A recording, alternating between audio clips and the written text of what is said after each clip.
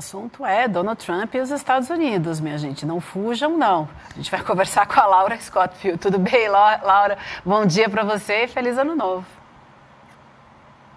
Tudo jóia. Feliz ano novo para todo mundo. Bom dia para vocês, para a audiência.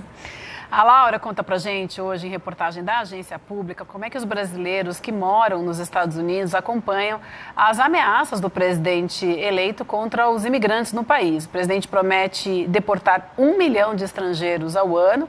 O clima entre nossos conterrâneos, é claro, é de bastante apreensão, mas a Laura conversou com essas pessoas e vai trazer mais detalhes pra gente agora, né, Laura? O que você ouviu?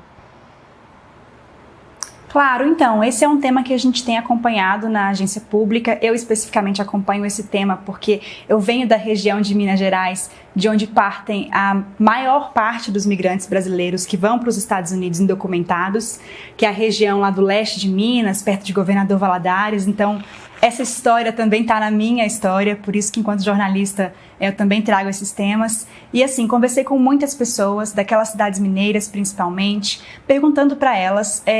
Porque assim, a gente sabe que nos últimos anos houve um aumento desse fluxo. Então eu fui até elas para perguntar como que elas estão enxergando agora esse novo momento que vai vir na política migratória. Isso é um fato, a gente não tem nenhuma dúvida de que é um novo momento na política migratória. E quais são as apreensões ou não.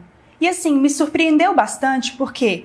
Enquanto algumas pessoas estão muito apreensivas, né, e foi até difícil conseguir pessoas que falassem sobre o tema, porque eles mesmos disseram, olha, acho melhor nesse momento eu que estou indocumentado ficar quietinho na minha, mesmo que você não me identifique, eu prefiro só continuar fazendo o meu trabalho, não aparecer muito, porque, enfim, com medo de ter alguma consequência, foi tão difícil conseguir mas algumas pessoas que toparam falar disseram, olha, inclusive um dos migrantes que eu conversei, que eu acompanho ele há muito tempo, ele falou, eu estou com mais medo agora do que durante o início do último governo Trump. Ele está lá há bastante tempo já, faz uns 15 a 20 anos, e ele disse que está com mais medo agora porque ele entende que a política e o discurso estão mais rígidos. E uma coisa que ele falou, que eu achei muito interessante, que eu acho que vale compartilhar, é que ele falou que para os imigrantes indocumentados, ter um presidente republicano com esse discurso anti-migratório afeta todo mundo.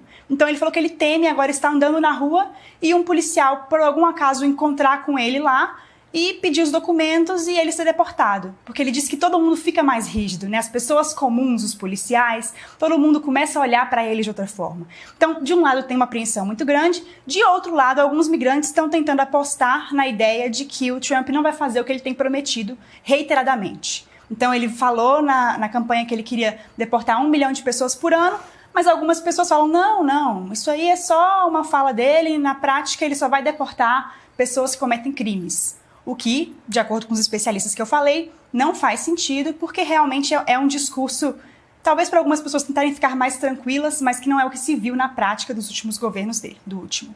Ô, Laura, você sabe que em 1998, eu era repórter da Globo, fui fazer uma matéria lá na sua região, em Governador Valadares, e foi muito curioso. Eu comprei um passaporte falso e entrei nos Estados Unidos com esse documento, para mostrar como era vulnerável. E me chamou muita atenção o fato de que uma boa parte da elite da cidade estava envolvida com esses coiotes sofisticados. Tinha um empresário lá chamado Manuel Camofão, um sujeito que tinha uma loja de cortinas, que era o principal fornecedor de visto, foi a pessoa que me vendeu esse vídeo. Depois teve muitos aborrecimentos com a Polícia Federal por conta disso.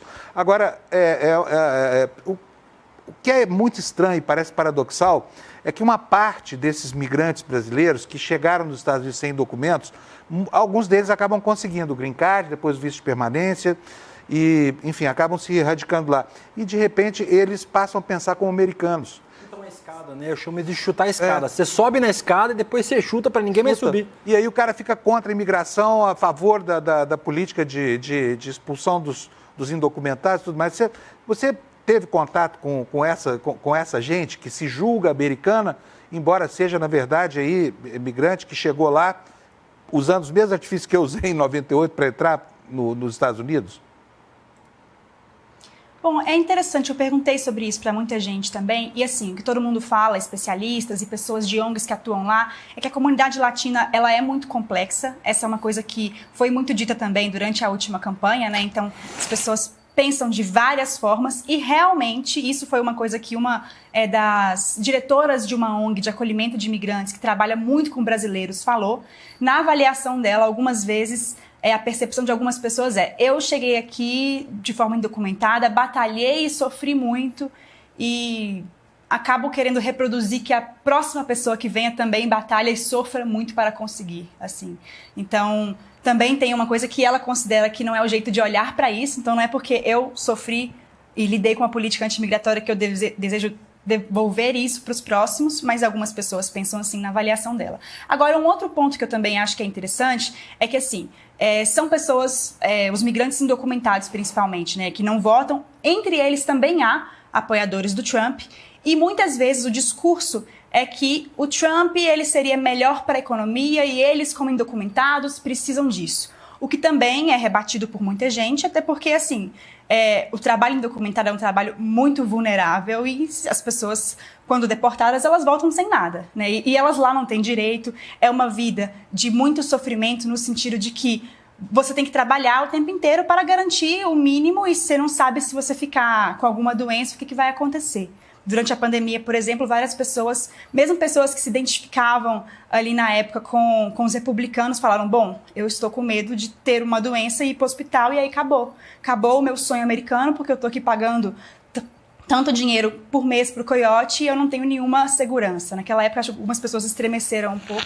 Mas é uma comunidade muito complexa, de posicionamentos políticos muito amplos e realmente, assim, você consegue encontrar vários posicionamentos.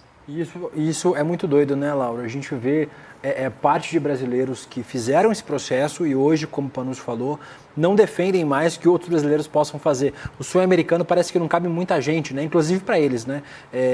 Um país formado de imigrantes, né? Vamos lembrar que esse país era um país de indígenas, né? De indígenas nativos, de pessoas dos povos nativos.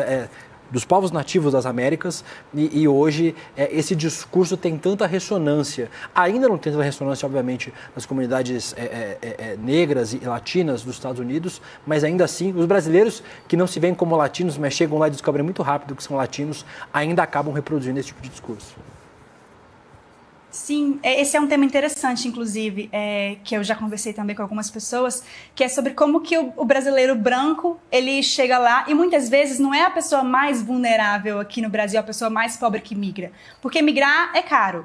Claro, as pessoas pobres também migram, mas às vezes é umas pessoas de classe, assim, não paupérrimo, porque aí eles têm algum dinheiro para poder investir, enfim, e querem a possibilidade de crescimento econômico que talvez no Brasil eles não teriam, eles ficariam ali naquela mesma situação na avaliação deles. E é muito interessante que as pessoas que aqui no Brasil muitas vezes elas se identificam, elas são brancas, né, de acordo com a nossa forma de enxergar a sociedade, chegando lá elas são latinas, mas existe também alguns brasileiros que se distanciam dos latinos. Então eles falam, não, os hispanos, que no caso são as pessoas que falam espanhol, é como eles chamam, os hispanos que estão fazendo bagunça, nós brasileiros somos muito queridos aqui, então isso não vai afetar tanto a gente. Eu acho que tem várias formas que as pessoas, por estar lá, por estar numa comunidade, por também querer se proteger, né? Talvez acreditar que elas não vão ser afetadas por alguma coisa, talvez acreditar que é o outro que está supostamente causando um problema, então elas estão seguras, né? Se você não estiver cometendo um crime, você não vai ser deportado.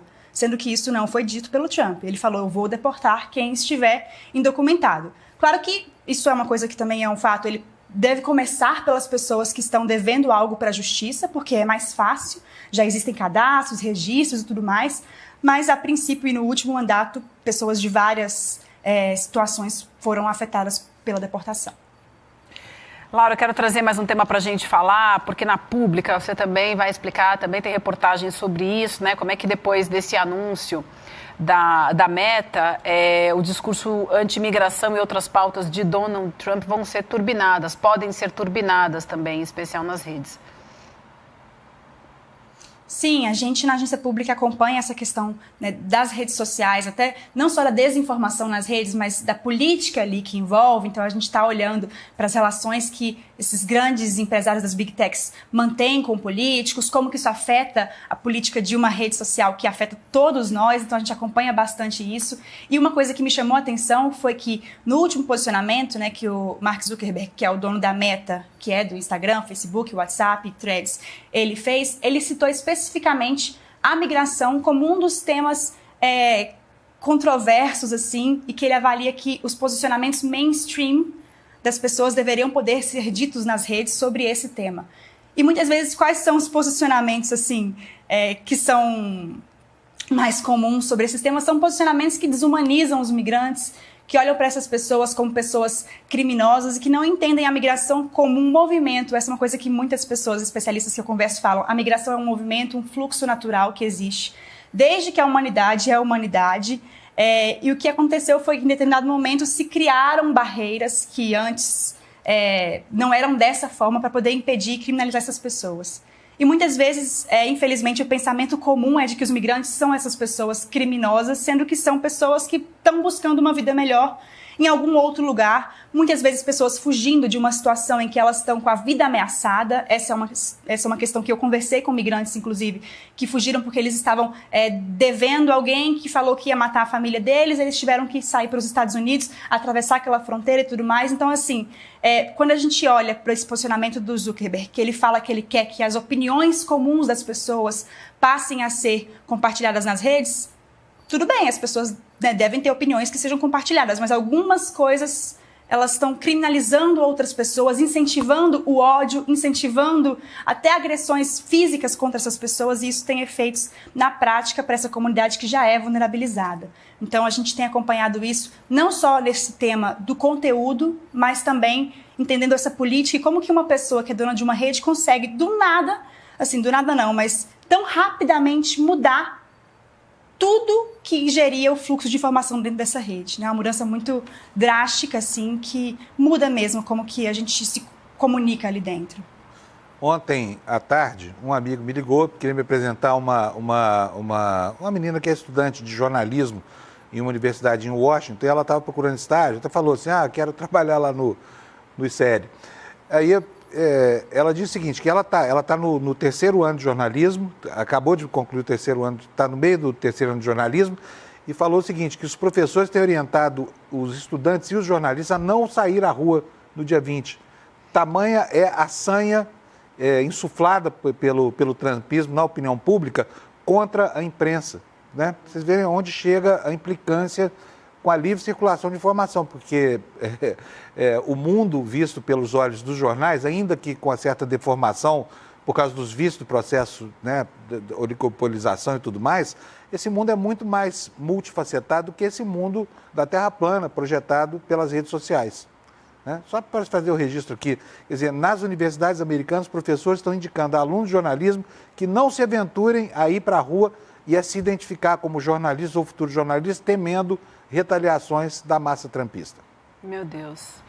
Obrigada pela contribuição, Panunzio. Laura, eu vou te agradecer imensamente também, fazendo registro aqui para a nossa audiência, acompanhar as reportagens, então, da Laura, da Pública, e na semana que vem o Entre Linhas do Poder está de volta. Obrigada e boa semana para você. Muito obrigada, boa semana para todo mundo. Sempre um prazer estar aqui.